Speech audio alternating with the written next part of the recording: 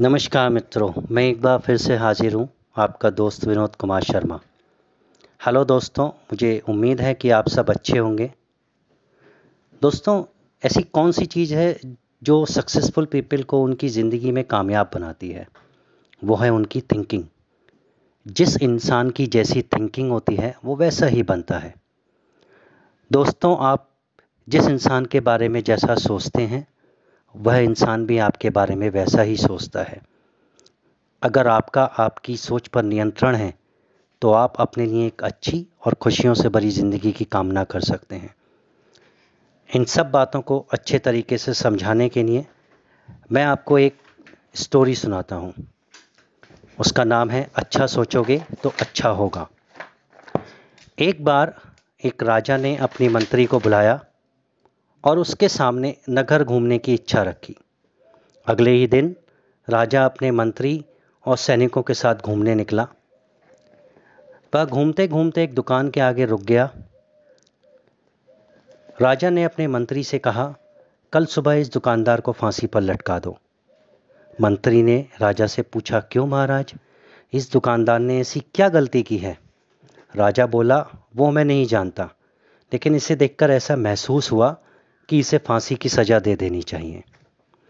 मंत्री जानना चाहता था कि वह राजा ने ऐसा क्यों कहा, इसलिए वह एक आम आदमी का भेष बनाकर उस दुकान में पहुंचा। वह दुकानदार चंदन की लकड़ी बेचता था। मंत्री ने उस दुकानदार से पूछा, काम कैसा चल रहा है? दुकानदार बोला, मैं बहुत ही बुरी हालत में हूँ। लोग आते हैं और इन चंदन की लकड़ियों की प्रशंसा करते हैं, सुगंधित लकड़ियों की प्रशंसा करते हैं, लेकिन इन्हें कोई खरीदता नहीं। मैं तो अब राजा के मरने का इंतज़ार कर रहा हूँ, क्योंकि उसके मरने के बाद ही बहुत सी चंदन की लकड़ियाँ जाएंगी। शायद तब मेरे दिन बदल जाएं। यह सुनते ही मंत्री सब कुछ समझ गया कि राजा जब यहाँ से गुजरे तब इस व्यक्ति के नकारात्मक विचारों के साथ ही राजा के मन में नकारात्मक विचारों ने जन्म लिया। मंत्री ने दुकानदार से कुछ चंदन की लकड़ियाँ खरीद लीं। अगले दिन मंत्री उन चंदन की लकड़ियों के साथ दरबार में पहुंचा और राजा से कहा, महाराज, जिस दुकानदार को कल फांसी होने वाली है उसने आपके लिए एक तोहफा भेजा है। यह सुनकर राजा बहुत ही अचंभित हुए और खुश भी हुए और मन ही मन सोचने लगे कि मैं बेवजह ही उस दुकानदार को फांसी देने की सोच रहा था। राजा ने तोहफे को देखा तो उसमें बहुत सी सुगंधित चंदन की लकड़ियां थीं। खुश होकर राजा ने उस दुकानदार के लिए सोने के सिक्के दिए। मंत्री अगले दिन आम आदमी के भेष में सोने के सिक्के लेकर उस दुकानदार के पास पहुंचे।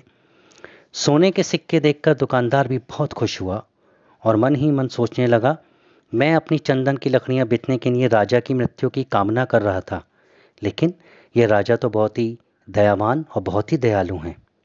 इस तरह दोनों की सोच एक दूसरे के प्रति बदल गई और दुकानदार फांसी की सज़ा से भी बच गया। दोस्तों, इस स्टोरी से, इस कहानी से मैं आपको ये समझाना चाहता हूँ कि अगर आप अपनी सोच और विचारों पर नियंत्रण रखना जानते हैं तो आपको एक अच्छी और खुशियों से भरी ज़िंदगी जीने को कोई नहीं रोक सकता, क्योंकि आपके विचार ही आपको खुशी और दुख देंगे। अगर आप दूसरों के बारे में अच्छा सोचेंगे तो दूसरे भी आपके बारे में अच्छा ही सोचेंगे, और अगर आप दूसरों के बारे में बुरा सोचेंगे तो वो भी आपके बारे में बुरा ही सोचेंगे। इसलिए मैं सब कहूँगा कि अच्छा सोचो तो अच्छा होगा। नमस्कार।